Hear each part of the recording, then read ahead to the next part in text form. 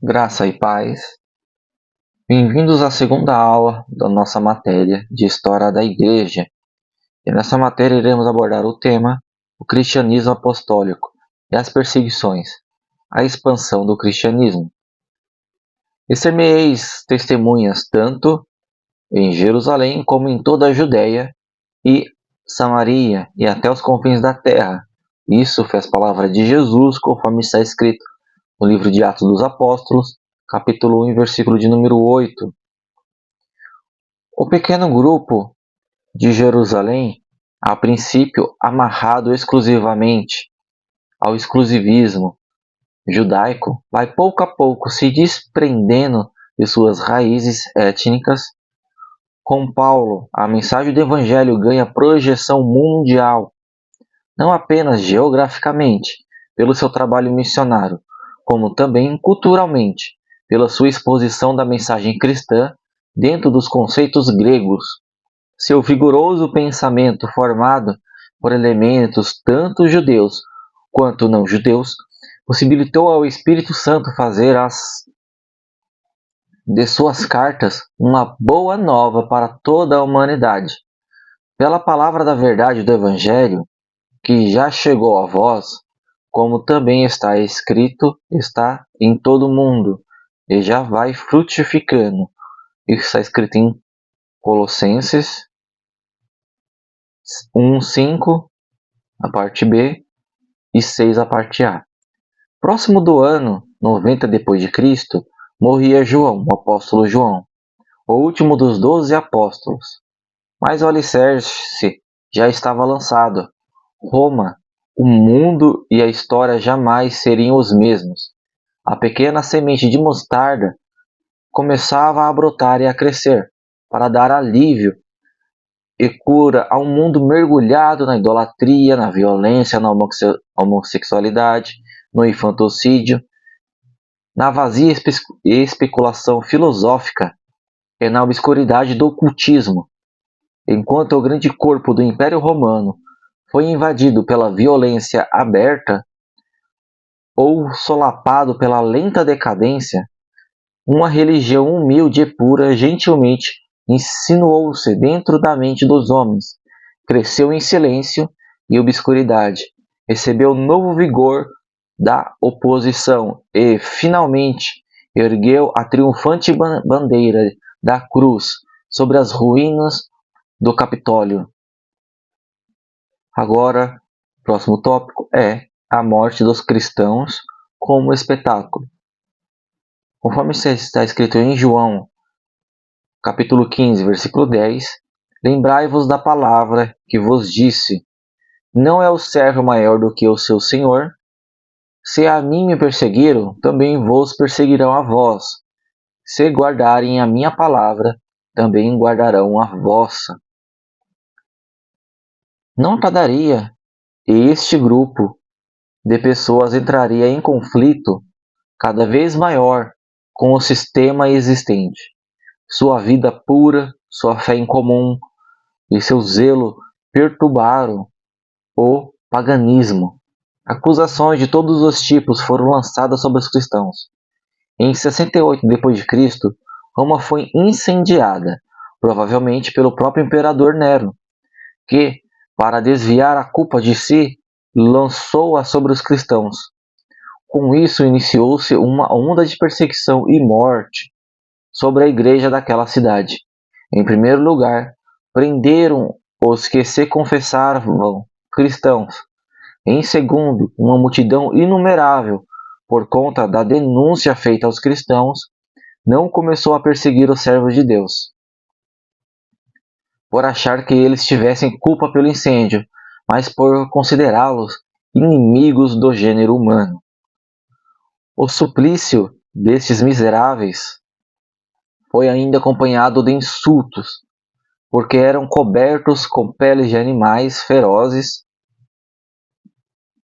para serem devorados pelos cães, ou eram crucificados ou queimados à noite, para servirem de archotes e tochas ao público.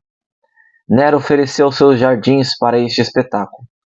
Isso seria apenas o início de uma longa série de perseguições, em sua maioria promovidas pelo Estado, cujo objetivo era apagar a chama que se acendera no Pentecoste. Domiciano, Trajano, Adriano, Antônio Pio, Marco Aurélio, Décio, todos eles lançaram mão da destruição da Igreja cristã como parte de suas políticas. Os cristãos foram queimados, crucificados, decapitados, lançados às feras do Coliseu. Mas, como no Egito, quanto mais os afligiam, tanto mais se multiplicavam e se espalhavam. Êxodo 1, 12. Perto do ano 200 AD, escreveu Tertuliano, grande apologista cristão de Cartago, ao imperador.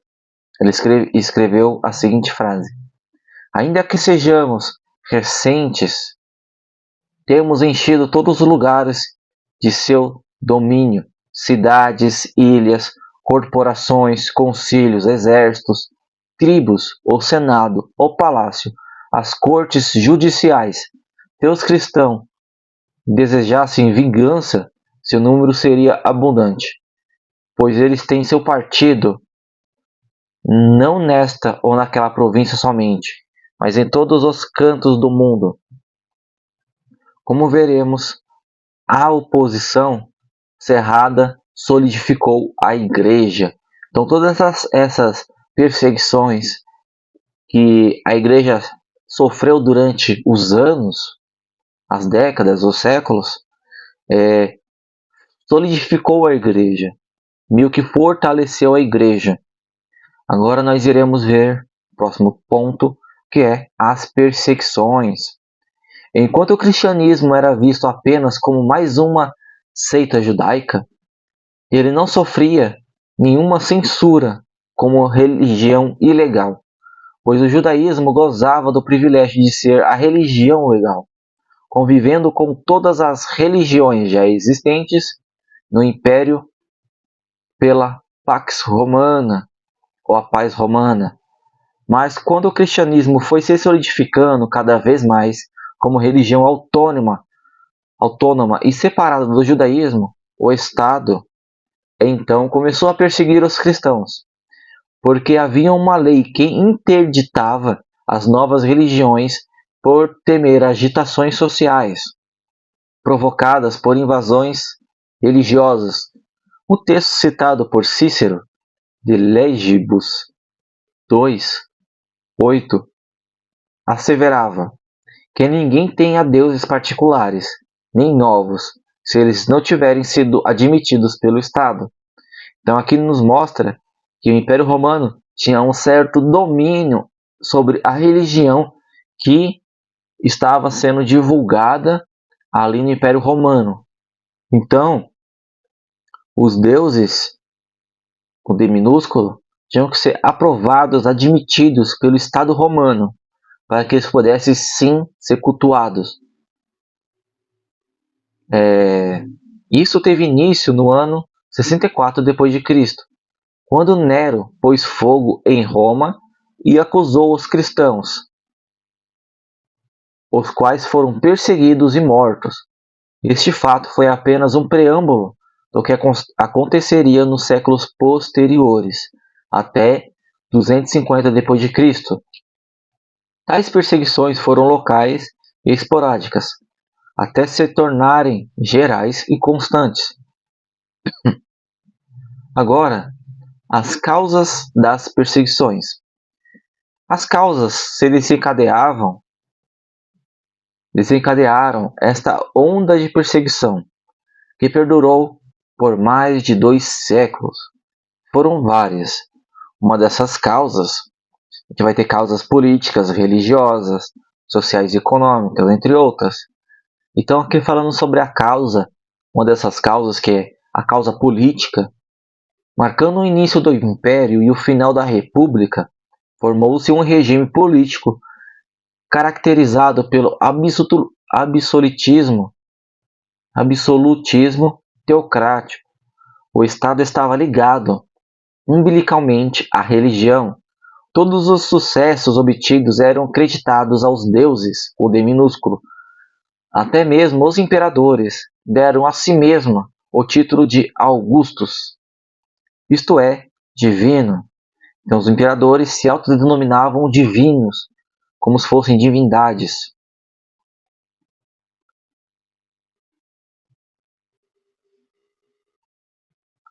E seus súditos eram impelidos por lei a prestar culto ao imperador. Então eles não se contentavam apenas de se auto-intitular Augustos ou divinos, mas eles queriam que os seus súditos os prestassem culto ao imperador. A estabilidade política dependia da unidade religiosa. Então aqui nós vemos que o Estado e a religião estavam juntos. Era um controle tanto do Estado político quanto um controle religioso.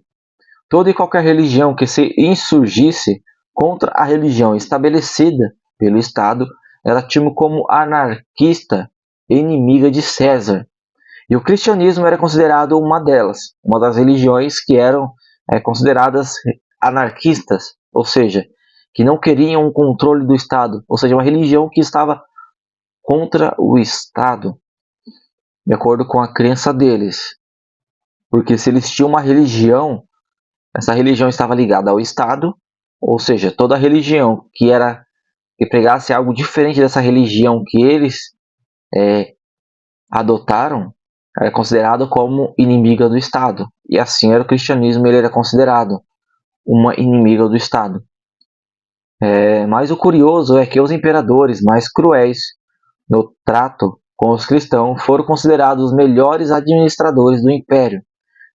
Trajano, por exemplo, foi excelente administrador e respeitador das instituições civis e do Senado. Adriano contribuiu para melhorar o direito romano. E Marco Aurélio se destacou pelo grande espírito de justiça. Agora, uma outra causa que trouxe essa perseguição, aos cristãos é as causas religiosas. A religião adotada por Roma era sincretista, ou seja, o sincretismo é aquilo que une, aquilo que junta determinados conceitos. Então, a religião romana era uma religião sincretista. Todas as vezes que o império conquistava outros povos, absorvia tanto sua cultura como sua religião.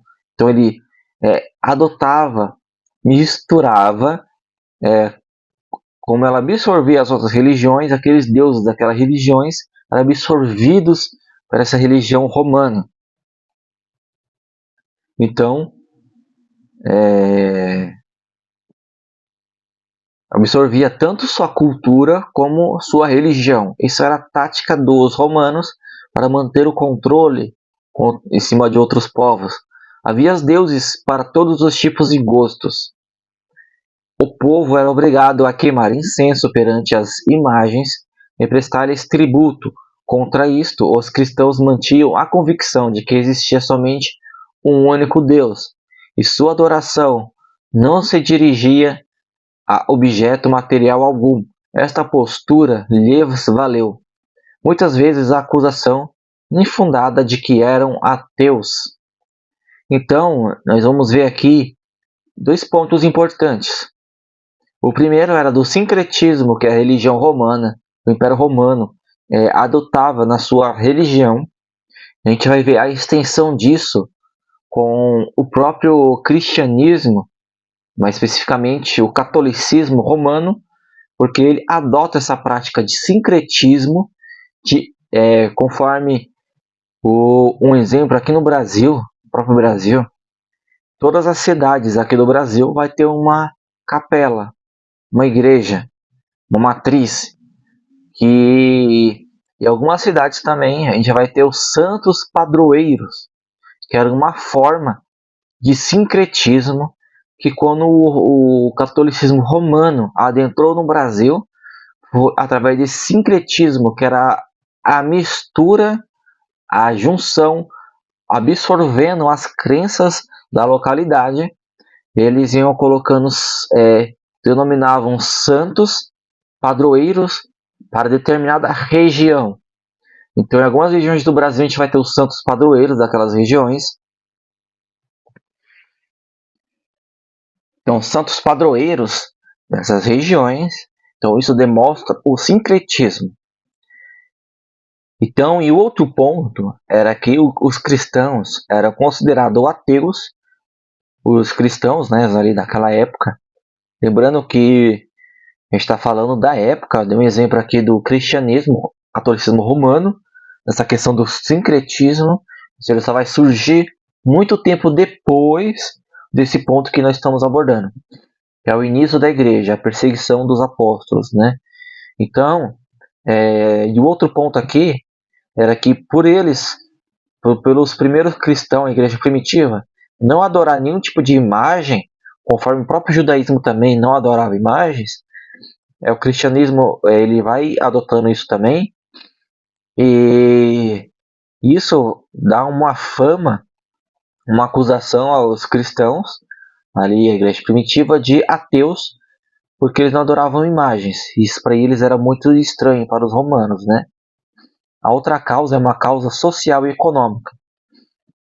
O cristianismo também pregava a igualdade entre todos, e por isso ganhou mais facilmente a amizade das camadas mais pobres, especialmente dos escravos.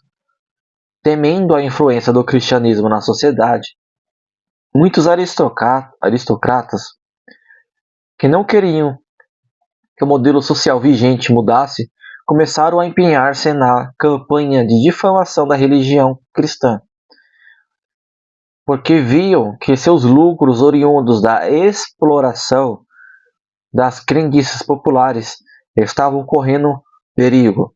Naquela época, a sociedade romana era dividida em patrícios, membros da aristocracia, plebeus, o povo composto por trabalhadores, em geral escravos.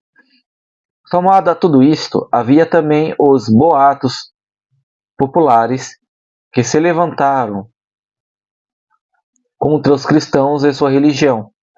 Todos os tipos de calúnias eram impostas contra eles. As acusações iam desde a adoração a um asno até a difamação de praticarem canibalismo e incesto. Então aqui nós vemos as causas sociais e econômicas. Agora, indo para o nosso próximo ponto, nós iremos abordar a cronologia das perseguições. Vejamos cronológica e panoramicamente o desenvolvimento das perseguições ao longo dos séculos.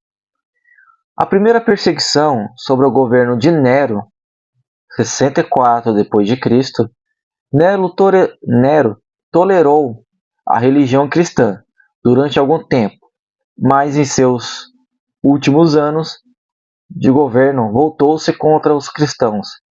Suas práticas insanas mostraram o verdadeiro caráter de seu governo. Mandou assassinar sua própria mãe, seus irmãos e suas mulheres. Em Roma, os cristãos perseguidos por este imperador foram transformados em bodes expiatórios para o grande incêndio que consumiu a cidade. É possível que depois disso a perseguição tenha se estendido às províncias como um exemplo, porque os governadores romanos se baseavam no precedente de Nero, que dispensava aos cristãos o tratamento previsto para os criminosos. Nesta época foram martirizados os dois apóstolos, Paulo e Pedro. Nero se transformou, na visão de muitos cristãos, como um tipo de anticristo. Então nós vivemos aqui que na época do imperador Nero, que é 64 depois de Cristo, foi criado um incêndio na cidade de Roma e foi atribuído aos cristãos.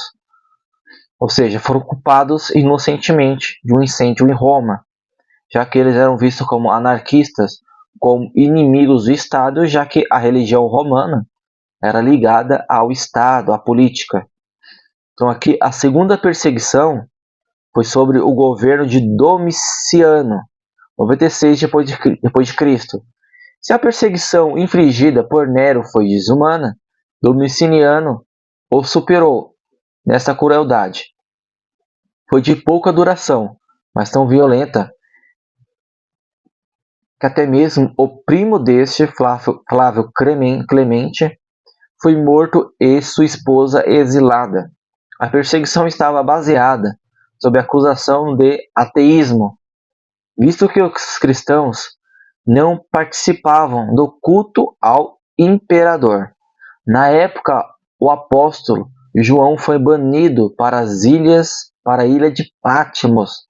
Então aqui nós vemos que a perseguição se estendeu também ali na época de João, ao ponto dele ser exilado, banido para a ilha de Patmos, que foi aonde ele teve a revelação do livro de Apocalipse, que o próprio nome se diz revelação. Então aqui a terceira perseguição foi sob o governo de Trajano, que durou, o governo dele durou de 98 a 117 depois de Cristo. Trajano, apesar de manter a mesma política de seus antecessores, foi contudo mais brando com os cristãos. Embora o cristianismo permanecesse como religião ilícita, proibida, os cristãos, no entanto, não seriam mais procurados ou perseguidos, a não ser que houvesse denúncias contra eles. As denúncias anônimas não eram levadas em conta. É famosa a correspondência entre Plínio, governador de Bitínia, e o imperador Trajano sobre esta questão. Na ocasião, Simão, irmão de Jesus, e Inácio morreram. Este último foi jogado vivo às feras. A quarta perseguição, sobre o governo de Adriano, 117 a 138 d.C. As perseguições ainda persistiram, mas com a mesma brandura do governo de Trajano. Apesar disso, houve muitos mártires e também perseguição aos judeus, por causa da insurreição do líder Bar Kokhba. Na época, Aristides, filósofo cristão, dirigiu ao imperador sua apologia da religião cristã. Agora, a quinta perseguição, sobre o governo de Antônimo o Pio, 138 a 161 d.C. Durante este governo, os cristãos tiveram finalmente sossego, apesar de alguns casos esporádicos de perseguições. Contudo, os cristãos tinham liberdade de anunciar o evangelho. O cristianismo foi levado a várias partes do império. Policarpo, um dos pais da igreja, foi martirizado neste tempo. Agora, a sexta perseguição, sobre o governo de Marco Aurélio, que durou do ano 161 a 180 d.C. Depois de desfrutarem de seu período de aparente paz, os cristãos passaram novamente a ser perseguidos, desta vez sob o governo do imperador e filósofo Marco Aurélio. Sob o pretexto de manter a paz do Estado, incentivou a perseguição contra a religião cristã. Muitas de suas perseguições ficaram famosas, como por exemplo a dos mártires de Leão e Viena. Muitos filósofos começavam a escrever ao imperador, defendendo a fé cristã. Entre eles, Justino, Aristides, Antenágoras, Melitão de Sardes e outros. Justino, o mártir, morreu neste período. Celso, filósofo platônico, no final de seu governo, 178 d.C., elaborou um tratado erudito contra o cristianismo chamado Verdadeiro Logos. Agora, a sétima perseguição, sobre o governo de Sétimo severo que durou de 193 a 211 d.C. Durante algum tempo, Sétimo Severo favoreceu os cristãos, mas perto do ano 202 d.C., sua benevolência chegou ao fim. Os cristãos do norte da África foram os que mais sofreram com a crueldade das perseguições sobre o governo de Nada adiantaram as defesas jurídicas do advogado e apologista cristão Tertuliano. O número de mártires era grande. Um exemplo disso foi o martírio de duas cristãs, Perpétua e Felicidade, estraçalhadas pelas feras. Não obstante, o número de conversões era ainda muito maior, a ponto de Tertuliano exclamar que o sangue dos cristãos era a semente da igreja. Agora sobre a oitava perseguição, sobre o governo de Maxímino, 235 a 238 depois de Cristo.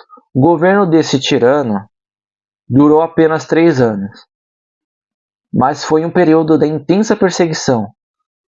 Para rivalizar com seu antecessor no trono imperial, Alexandre, que fora pacífico com a religião cristã, Maxímino levou ao extremo as perseguições contra o cristianismo. A terra continuou a ser regada pelo sangue dos mártires. A nona perseguição sobre o governo de Décio, 249 a 251 d.C., nessa época o Império Romano passava por grandes dificuldades e uma delas era a invasão dos bárbaros. Décio consegue reavivar o culto ao imperador e a adoração aos deuses, emitiu decretos abandonando o sacrifício público dos cristãos. Como os cristãos não se curvavam diante de seus editos, nova onda de execuções varreu o império. Seu governo propôs liquidar a religião cristã. Durante esse período ocorreu a morte de Orígenes, em decorrência das torturas sofridas. A 10ª perseguição, sob o governo de Valeriano, que durou de 253 a 260 d.C., esse imperador ultrapassou em crueldade. Seu antecessor proibiu os cristãos de cultuar e visitar as catacumbas. A recusa do sacrifício é castigada com mortes, confisco de bens, banimentos e trabalhos forçados. Entre os executados sobre o seu regime consta o bispo Cipriano. A última perseguição imperial, sob o governo de Diocleciano, que durou do ano 284 ao ano 305. Essa foi a última e mais longa das perseguições. Diocleciano, auxiliado por seus amigos, mandou destruir todas as igrejas e os escritos sagrados, além de mandar prender os principais líderes da igreja e forçar os cristãos a sacrificar aos deuses. Suas perseguições alcançaram todo o império. Os cristãos eram caçados e exterminados, exceto na região da Gália, onde residia o imperador Constantino. Então aqui nós finalizamos a nossa segunda aula da matéria de História da Igreja e até a próxima aula.